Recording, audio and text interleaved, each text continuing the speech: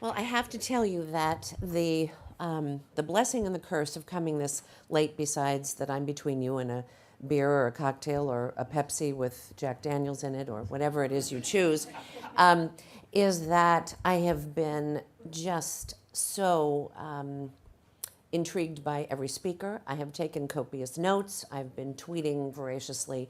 And so I'm proud to tell you that I am the president of the only artisanal design media brand in the country. Homemade, nothing monolithic, no simple modernism. We are the real thing. And truly, we have never built this brand as a magazine company. So how many of you know Dwell Magazine and or read it? Okay, wow, excellent. How many subscribe? I always bring somebody with me to help there. And how many subscribers? And newsstand readers? Good. That's exactly the representation. 70% subscribers, 30% newsstand. Okay, I like the newsstand. It's $6 a piece instead of $20 for the year. So, truly, we are still owned by the same woman who founded us in Mill Valley. We have no other investors. We've used the same investment to build a media brand because we did turn the entire idea of publishing or content creation on its head by paying very close attention to the entire community that we served. And even though Dwell is totally focused on modern architecture and design, I know what scotch they drink, what running shoes they wear, how many homes they own, where they vacation, how many cars they drive, how many cars they lease or own. I want to know everything about this community because understanding them and having a conversation with them and a dialogue, and so spending more time listening than talking to or emailing or sending subscription announcements to, I find out how they tick. Yes, of course we have demographics, but I'm interested in the psychographics. I'm interested in the attitudes and behaviors of people that are steeped in the world of design that don't self-identify with, man on the street, oh, I'm a modernist, because it's an attitude. Our discussion of modernism is a philosophy about the way you live, of which aesthetics is just a part.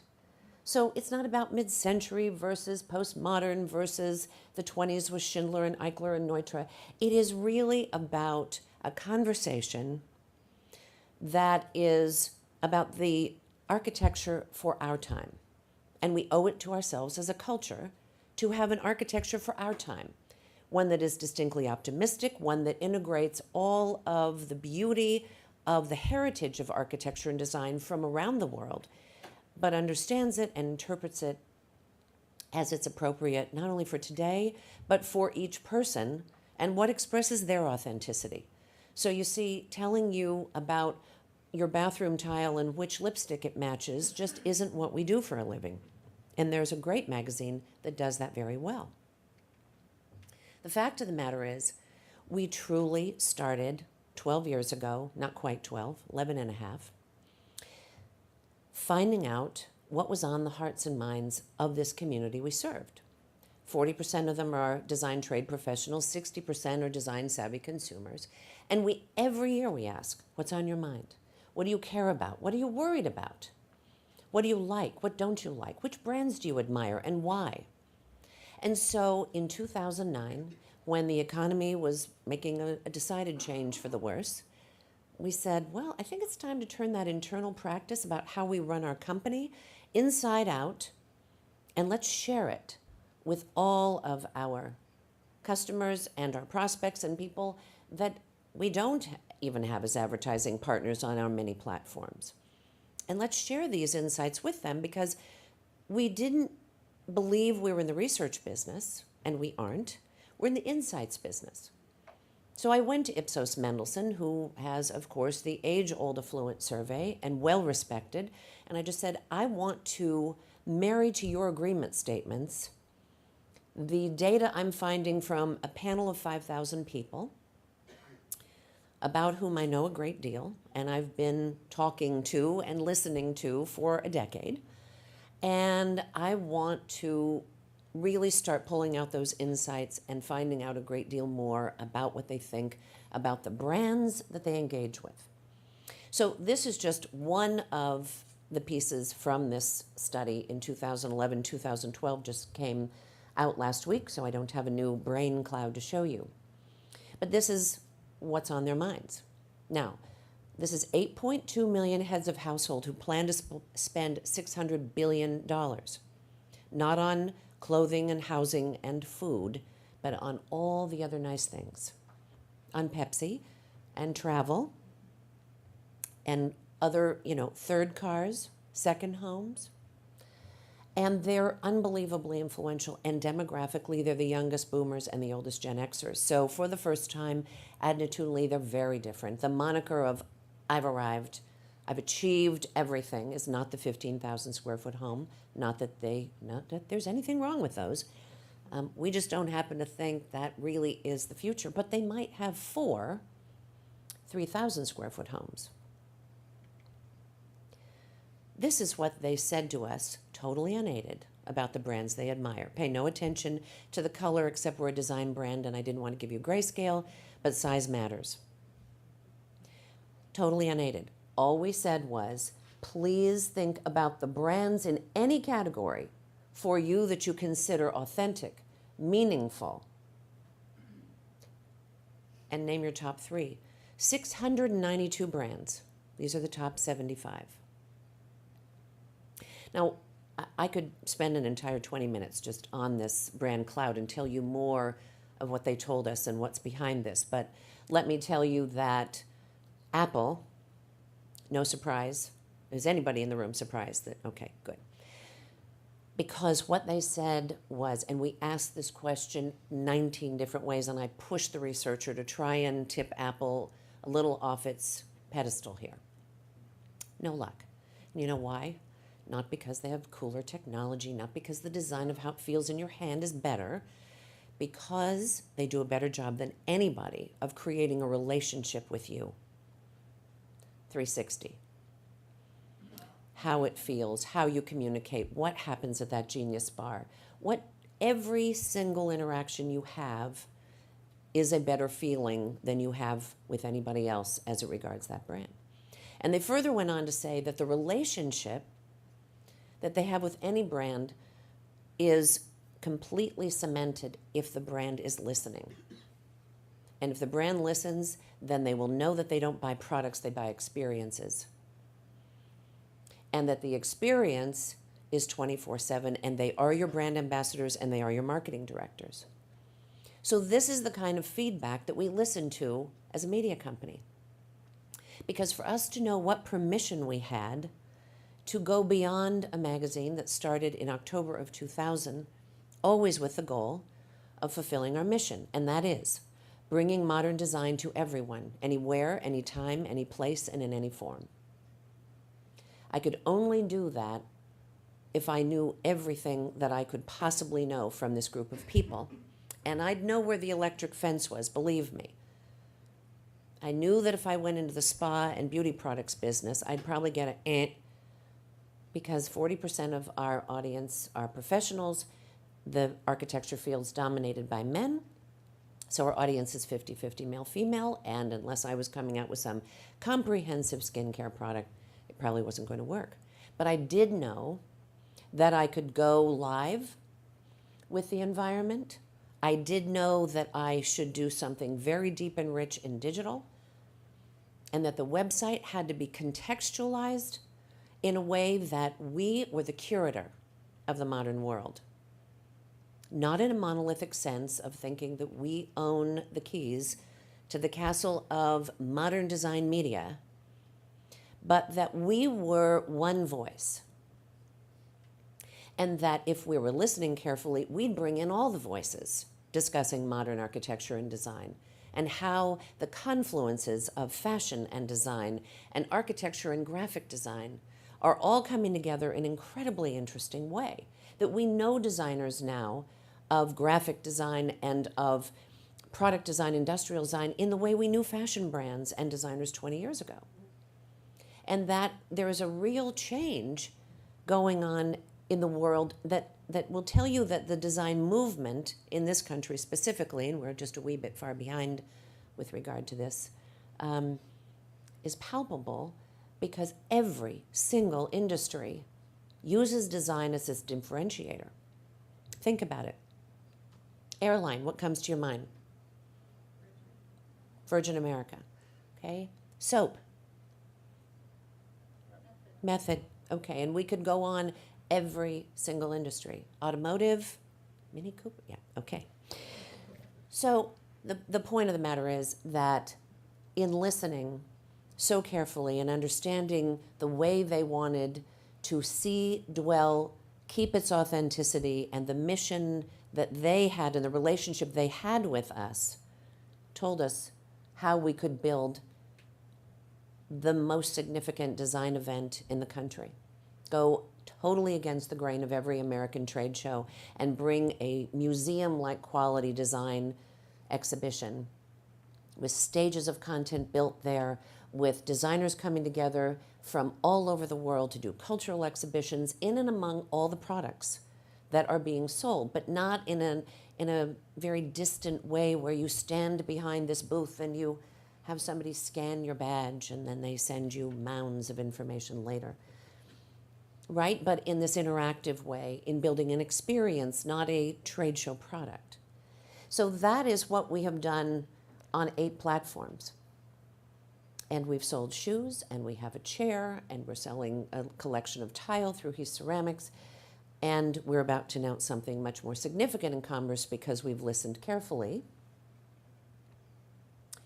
to the fact that in social media and how media companies have embraced or not embraced social media in a significant way, we instead believe that Seth Godin is absolutely right, that these conversations among the community of people that you serve are going on and you are not controlling it. You are but a member of that community in this conversation, and it's your job to have an intelligent thing to say and to be a part of the conversation, not just thinking of what you're supposed to say next to them, but what have they said to you that should lead you to a response that still weaves in the most critical pieces of your brand and your message without selling all the time, because I call it Irish diplomacy. It's the art of letting someone else have your way.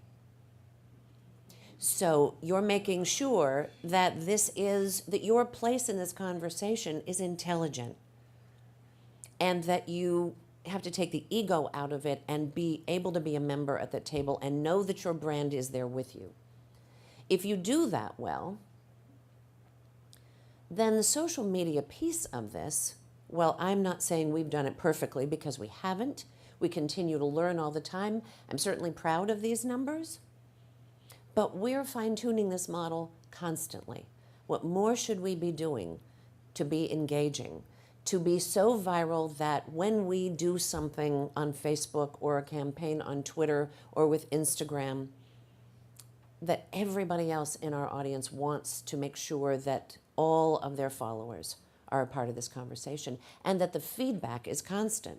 One of our biggest challenges as a media brand, and every media brand has this, and had it for a long time, and some still do, is that nobody wanted to comment on their sites or their blogs because it was so monolithic, it was so from the mountain, that people didn't feel worthy of being a part of the discussion, and yet blogs were just so human and just so down to earth and so accessible.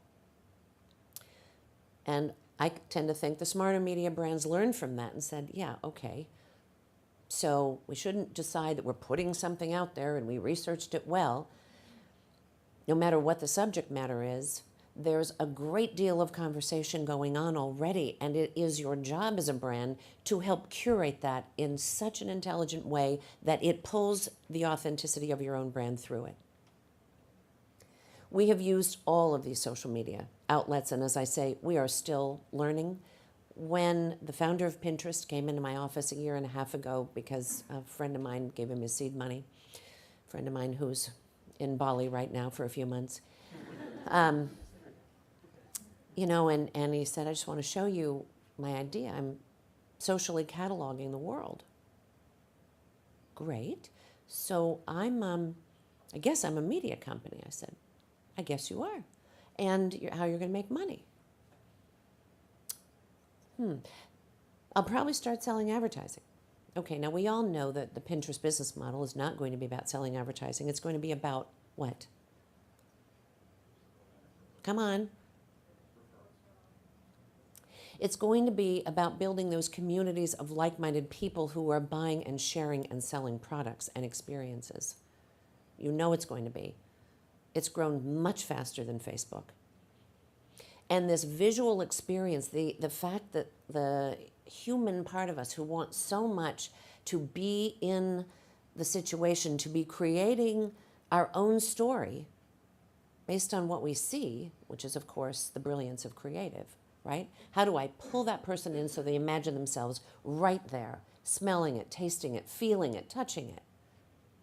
That's what this is going to be used for.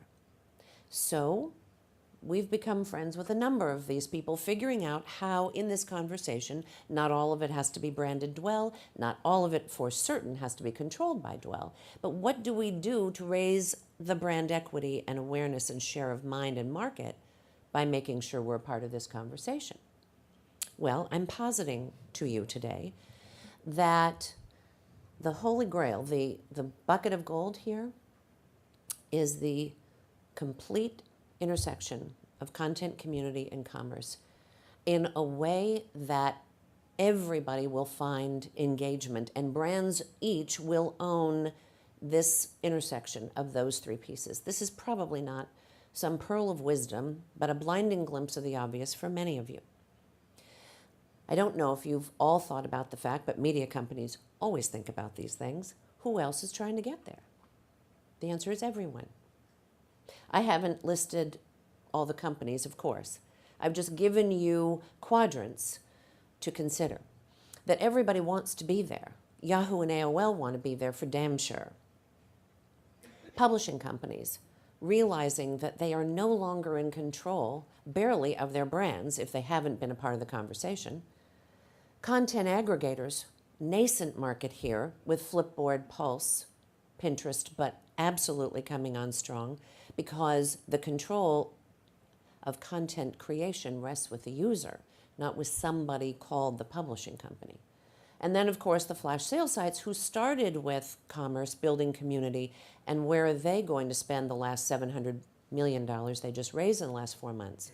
They're building content management system and they're hiring editors because content and the context of the conversation is king. So that's where you will see everybody playing and duking it out. And in the next 18 months, there will be lots of fallout and lots of people being bought or falling to the wayside. And those will be, the winners will have those attributes beautifully mastered. So design is about thinking about all of the mastery of strategies. And so don't think of design just as an aesthetic. Think about it as innovation and of the intelligence and authenticity and, yes, of the beauty when it is all done right. But it means so much more, and it is so much deeper than just something that you look at. So, well, I always just cringe when somebody calls us a shelter title because it feels so ossified, and it's such old thinking. I do understand that there are media plans that have to fall into buckets, and media optimizations have to happen for efficient business transaction between agencies and clients. I do understand it, but it isn't the future. The future is the storytelling. So that's what makes INFLUX so incredibly on the edge and relevant to everything that we're building as an economy. It's how that story of whatever brand you are fits in the story that the brand who is curating a conversation fits. And if you see them walking along in that story and it doesn't fit your optimization, then you need to be considering the qualitative and the quantitative and the why as much as the what. So I leave you with that thought and tell you that we have a great deal more to accomplish as a brand, and I truly feel confident and have, even through the worst year in 2009, not only because we were diversified, but because I trusted our process and our incredible team. That listening and making sure that we are constantly thought of as being a part of the dialogue and not responsible for creating something that didn't exist, which of course isn't true, is how we will continue to succeed and thrive. So thank you very, very much.